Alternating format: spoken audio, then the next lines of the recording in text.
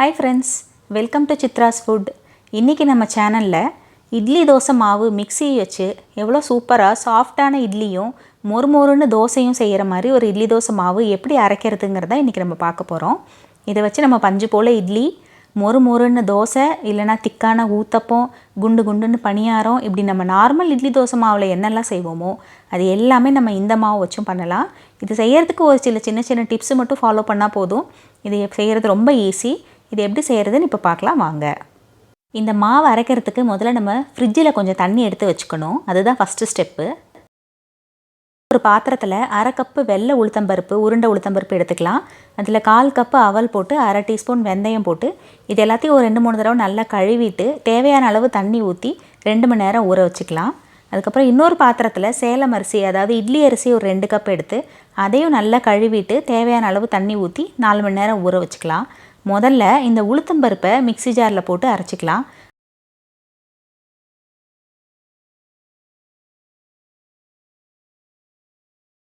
இந்த உளுத்தம் மாவை இந்த ஃப்ரிட்ஜில் வச்ச தண்ணியை எடுத்து கொஞ்சம் கொஞ்சமாக விட்டு நல்லா திக்கான மையான பேஸ்ட்டாக அரைச்சி எடுத்து வச்சுக்கணும். இது பாருங்கள், இது ஸ்பூனில் எப்படி எடுத்து கொட்டினீங்கன்னா அது நல்லா ஸ்மூத்தாக நல்லா திக்காக விழும்போதே உங்களுக்கு தெரியும். பாருங்கள், பந்து மாதிரி விழுது பாருங்கள். இந்த மாதிரி அரைச்ச மாவை எடுத்து ஒரு பாத்திரத்தில் மாற்றி வச்சுக்கணும். அடுத்தது நம்ம ஊற வச்ச அரிசி இருக்கு இல்லையா, அதையும் நம்ம இந்த ஐஸ் வாட்டர் ஊற்றி தான் அரைக்கணும். எதுக்காக ஐஸ் வாட்டர் ஊற்றி அரைக்கிறோம் அப்படின்னா, மிக்சியில் நம்ம அரைக்கிறனால மிக்ஸி ஜார் சீக்கிரமாக சூடாகிடும். ஸோ சூடாகும் போது இந்த மாவு புளிச்சு போகிறதுக்கோ இல்லை அது சாஃப்டாக வராமல் இருக்கிறதுக்கோ நிறைய சான்சஸ் உண்டு. அதுக்காக தான் நம்ம ஃப்ரிட்ஜ் வாட்டர் ஊற்றி அரைக்கிறோம். இப்போது இந்த அரைச்ச அரிசி மாவையும் உளுந்த மாவையும் ஒன்றா நல்லா கையால் கலக்கி விட்டுடுங்க. கலக்கி விட்டுட்டு ஒரு மூடி போட்டு இதை 10லேருந்து 18 மணி நேரம் வரைக்கும் நீங்கள் இந்த மாவை புளிக்க விடணும். இப்போ ஊரில் வெதர் எப்படி இருக்கோ அதுக்கு தகுந்த மாதிரி இந்த மாவு புளிக்கிறதுக்கான நேரம் கொஞ்சம் அதிகம் கம்மி ஆகலாம்.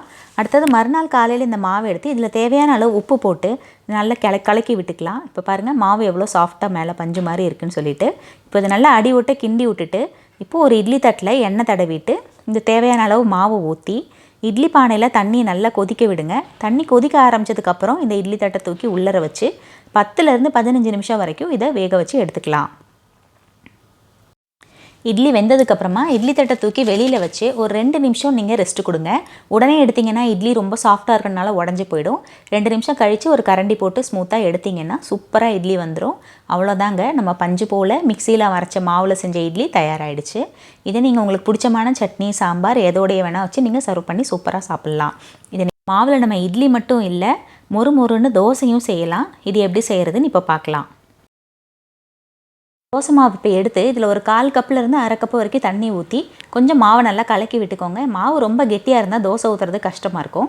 இப்போ இந்த தோசைக்கல்லை நல்லா சூடு பண்ணி அதில் கொஞ்சம் தண்ணி தெளித்து நல்லா துணி வச்சு தொடச்சிட்டு இப்போ இதுலேருந்து 1லேருந்து 1.5 கரண்டி மாவு எடுத்து உங்களுக்கு திக்கான தோசையோ இல்லை தின்னான தோசையோ என்ன மாதிரி வேணுமோ அதுக்கு தகுந்த மாதிரி தோசையை ஊற்றி நல்லா திராவி விட்டுக்கோங்க. இப்போ நான் மொறுமொறுன்னு தோசை ஊற்றுறனால நல்லா மெலிசாக ஊற்றி திராவிட்டுருக்கேன். இந்த தோசை கொஞ்சம் மீடியம் ஃப்ளேம்லேயே அடியில் கொஞ்சம் கோல்டன் ப்ரௌன் ஆகிற வரைக்கும் வேக விட்டதுக்கு அப்புறமா தேவையான அளவு எண்ணெயோ நெய்யோ நீங்கள் ஊற்றிக்கலாம். முதலே எண்ணெய் நெய் ஊற்றுனீங்கன்னா தோசை அவ்வளோ மொறுமொறுன்னு வராது. இப்போ எண்ணெய் ஊற்றுனதுக்கப்புறம் மறுபடியும் மீடியம் ஃப்ளேம்லேயே வச்சு இந்த பாருங்கள் நல்ல பொன்னிறமாக மாறுற வரைக்கும் அதை வேக விடுங்க. திருப்பி போடணும்னு அவசியம் கிடையாது. அவ்வளோதான், தோசை வெந்திருக்கும். இப்போ நீங்கள் மடித்து வச்சு சர்வ் பண்ணலாம். அவ்வளோதான், மொறுமொறுன்னு சூப்பரான தோசையும் ரெடி ஆகிடுச்சு. இதே நீங்கள் திக்கான ஊத்தப்பம் மாதிரியும் செய்யலாம். இந்த மாவை நம்ம ஃப்ரிட்ஜில் தாராளமாக 2-3 நாள் வரைக்கும் வச்சு யூஸ் பண்ணலாம். கடைசி நாள் நீங்கள் இதில் வெங்காயம் எல்லாம் அரிஞ்சு போட்டு சூப்பராக பணியாரமாகவும் செஞ்சு பார்க்கலாம். ஸோ அவ்வளோதான் ஃப்ரெண்ட்ஸ், மிக்ஸியை வச்சே ரொம்ப அழகாக இட்லி தோசை மாவு எப்படி செய்கிறதுன்னு இப்போ நம்ம பார்த்தோம். இந்த வீடியோ உங்களுக்கு பிடிச்சிருந்ததுன்னா இந்த சேனலை லைக் பண்ணுங்கள், ஷேர் பண்ணுங்கள், மறக்காமல் சப்ஸ்கிரைப் பண்ணுங்கள். Thank you friends.